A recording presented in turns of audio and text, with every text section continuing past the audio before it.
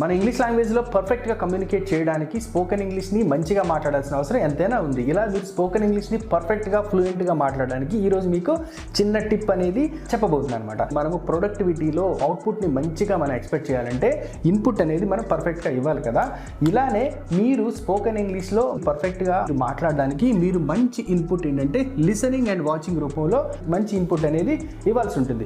మీరు ఎప్పుడైతే బాగా వింటారో, బాగా చూస్తారో అప్పుడు మాత్రమే మీరు బాగా మాట్లాడగలరు.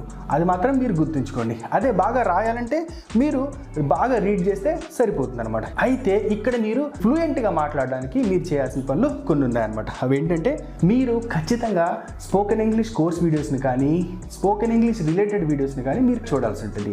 ఆయా వీడియోస్లో చెప్పినటువంటి రూల్స్ని మీరు ఖచ్చితంగా గుర్తుంచుకోవాలి. అలా గుర్తుంచుకున్నటువంటి రూల్స్ని మీరు ప్రాక్టీస్ చేయాలి.